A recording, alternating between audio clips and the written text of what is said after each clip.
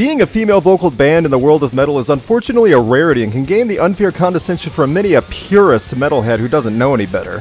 Fortunately, there is a band like Arch Enemy who know exactly how to shut everyone up in that ideology. Now in 2017, Arch Enemy's 10th studio album and second with vocalist Elisa White-Gluz offer more proof as why female vocal bands belong in metal with Will to Power. While Arch Enemy has been through several changes over the years outside of founding member Michael Amott, the band's following from Sweden to the United States has only grown in positive ways over the years. In their 10th album, they will for the first time feature something that is a noticeable inclusion that hasn't been featured in the past discography as much: clean singing. Will to Power is a follow-up to a change in form after 2014's War Eternal. In an interview with Metal Wani, Charlie D'Angelo talked about the direction of the new album, saying, "It sounds more open and some of the songs I would say, dare I use the word, epic. We just don't have to cram as much metal as possible in the most sort of energetic way. Don't be scared, I'm not saying everything will be slow. That's not what is happening. It's extremely Arch Enemy, but within what is Arch Enemy, we have gone out to explore new worlds." While some people may make arguments of wanting loud, ferocious metal in every second of an Arch Enemy album, I for one was looking forward to what the band can create when trying to extend their sound in different directions while still claiming to keep their identity. The first several tracks on Will to Power represent what D'Angelo was talking about in some of the songs being more open. Blood in the Water and The World Is Yours, though not blistering fast, still feel like something new and extremely Arch Enemy in their identity.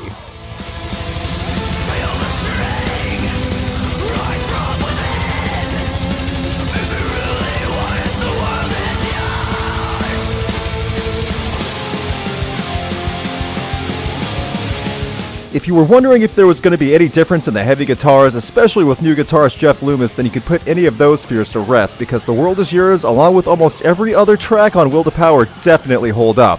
The riffs and shredding are the stars of the songs like The World Is Yours, and it sounds great. While in songs like The World Is Yours, there aren't as many clean vocals as advertised, but possibly one of the best parts about that is how Arch Enemy used the clean vocal inclusion only in certain moments throughout the album and didn't overshadow Elisa's ability to growl. Songs like The World Is Yours, Blood in the Water, and Reason to Believe excel in this, while the rest of the album lays out the screaming.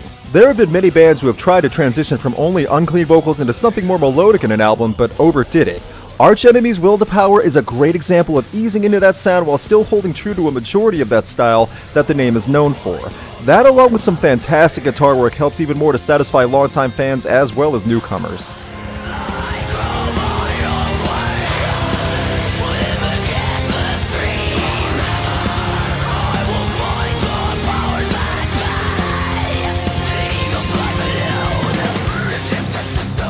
When you get to The Eagle Flies Alone and beyond on the track list, you start to hear Arch Enemy experiment more in that described epic way. There is a build in tracks that take their time, and the statement of not cramming in as much metal as possible really becomes clear, and I mean that in a good way. The pace is reduced from some of the energetic fight-style anthems in the beginning, and it works to balance things out. On my first listen through Will to Power, I liked the guitars and Elisa's growl, but I couldn't put my finger on what made me want to keep listening. It was after a few listens all the way through that I realized what I liked about the album is that it was a fun metal album with a lot of energy in the front. Even if not every song makes me crave hearing it every morning or while at the gym, I still can't deny how the effort and aim of the finished product turned out.